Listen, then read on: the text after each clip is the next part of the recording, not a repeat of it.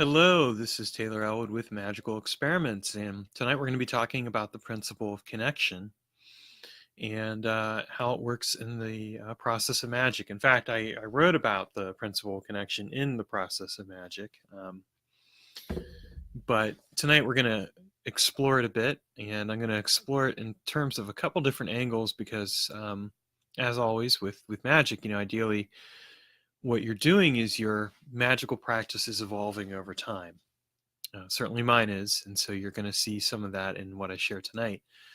So when I think about the principle of connection, I think of it as one of the most powerful principles of magical work, and it's really how your magic connects with the world around you, but it's also how you connect with the world around you. What that really means is that, let's say you're doing magical work, you're not doing magical work in a void. There's a causal connection. You may not always understand that causal connection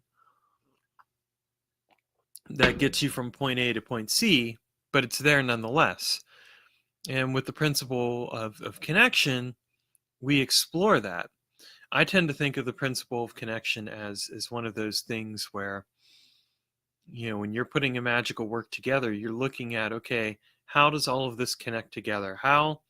How does this help to manifest the specific result that I'm going to create? So for example, if I have let's say I'm doing a sigil working, right?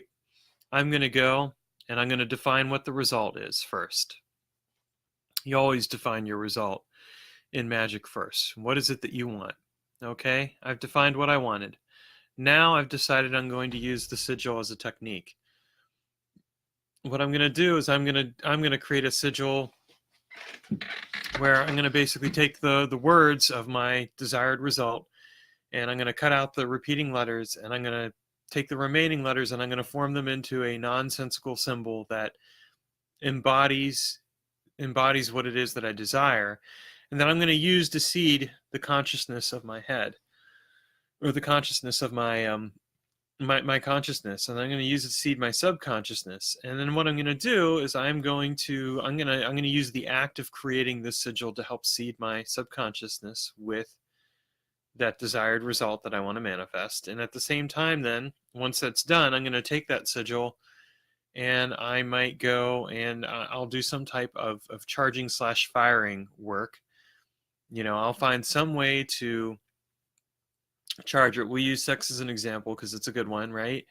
People will sometimes do the old wank and fire method, right? They basically masturbate and get themselves off and take the sexual fluids and the orgasm and stuff it into the sigil to help fire it into the universe and also into their consciousness, because when you're in a state of altered consciousness, you're much more receptive to that reality.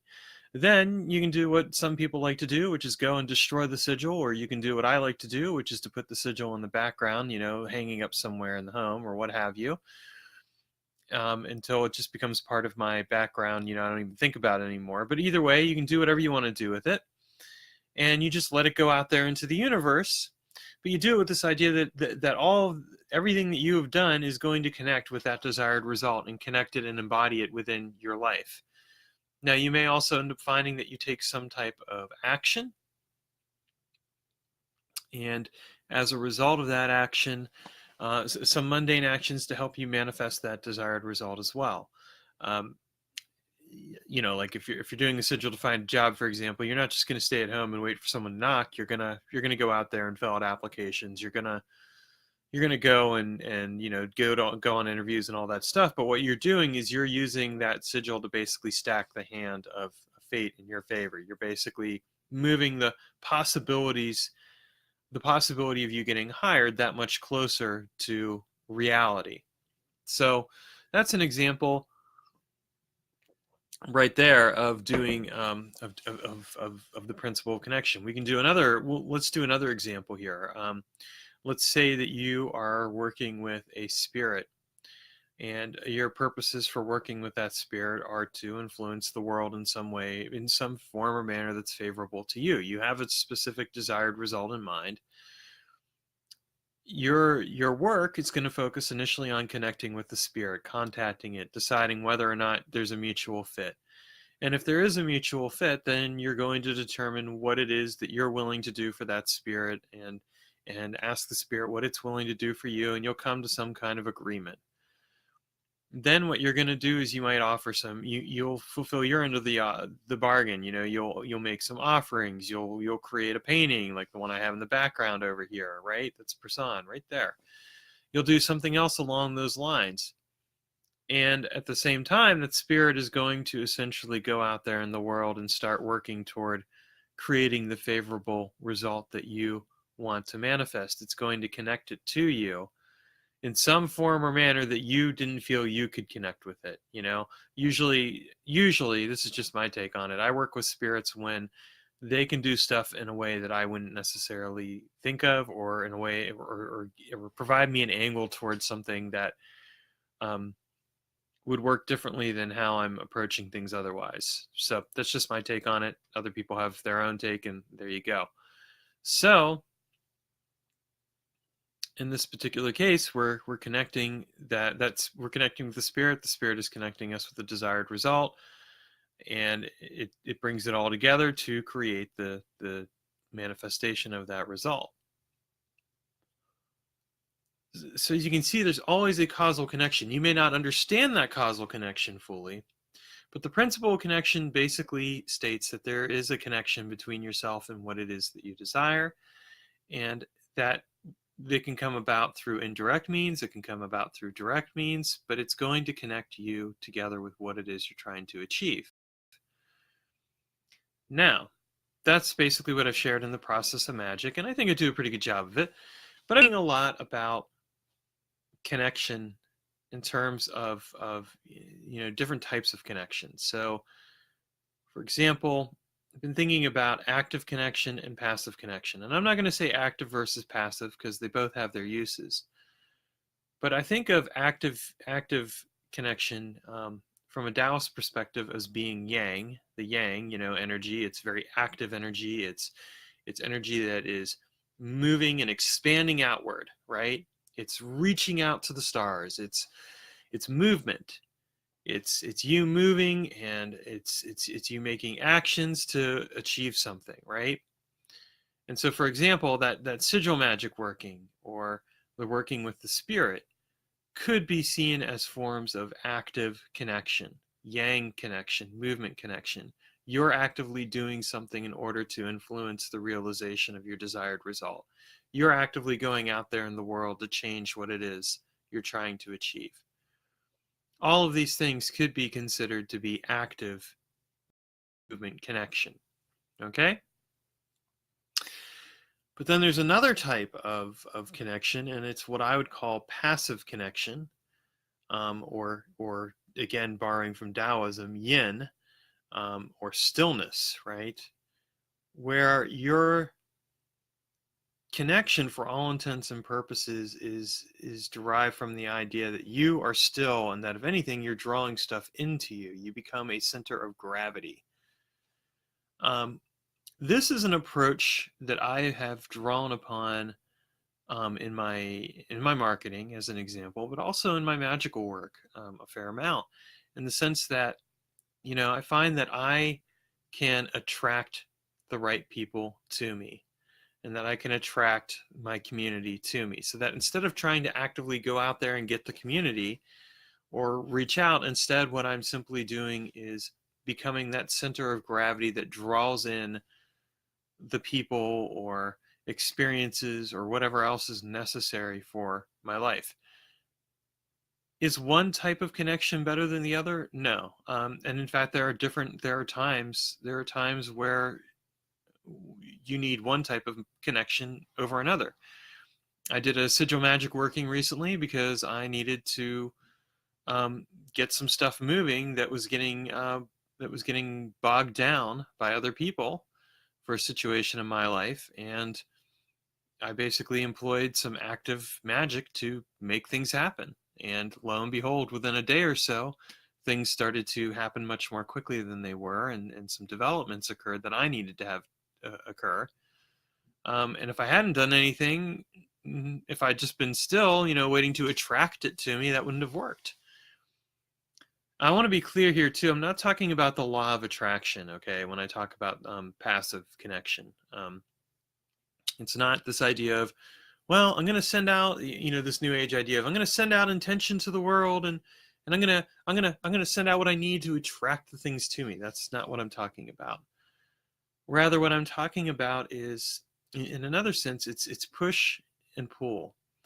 Yang, or active connection, is push, right? You're pushing into the world around you. You're going out there and you're trying to make things happen. You're trying to force it. It's like it's fire, as opposed to water. Water is drawing things to you. It's flow, but it's bringing things to you in the right time, in the right place.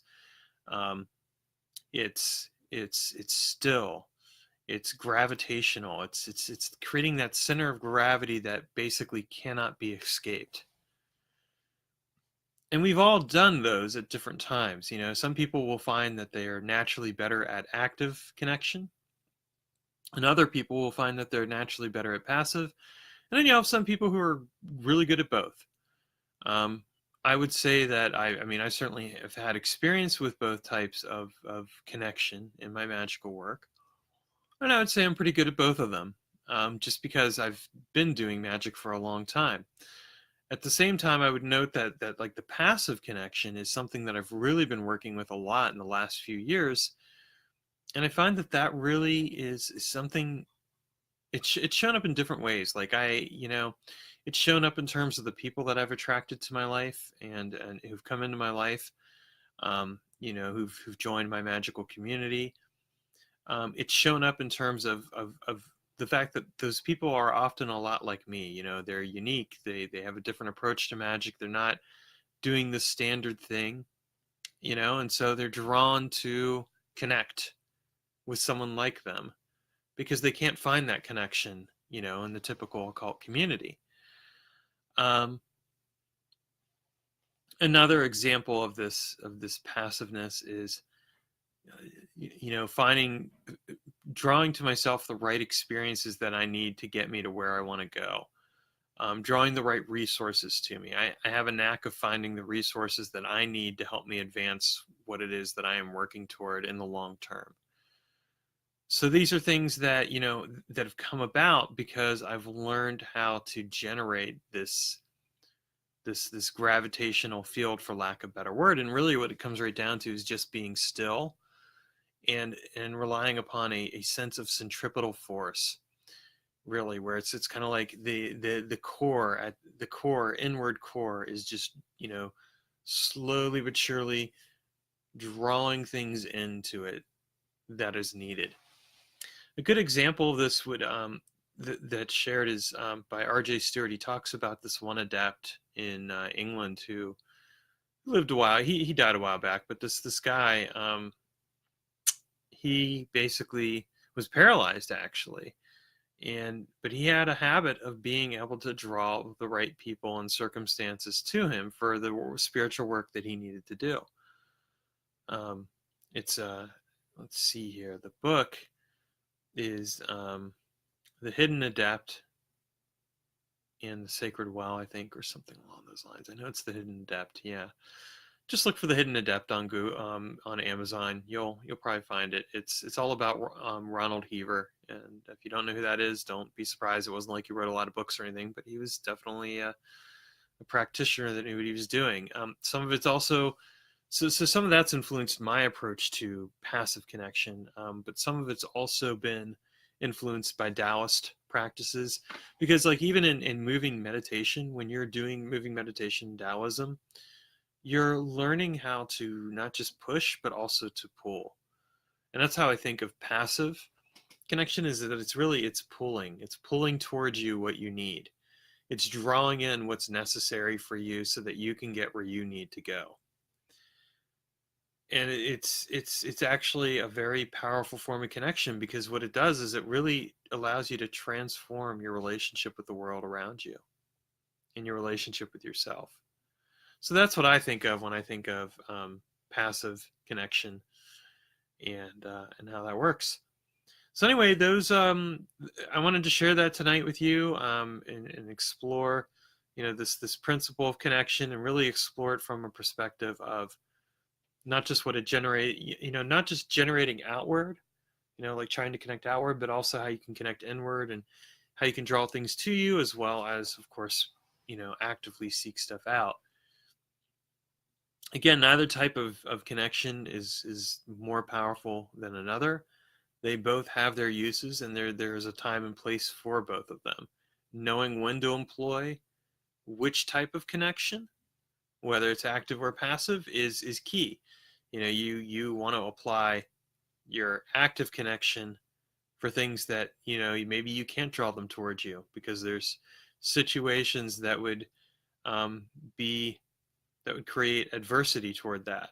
Um, and then there are other times where, like, the passive really kind of relies upon the fact that there's already something of an alignment between yourself and what it is that you're drawing towards you. There's a connection there already, and it's just a matter of drawing that connection closer and allowing it to manifest, and then going from there with it. All right, thank you for watching, and I'll see you sometime next week. Take care.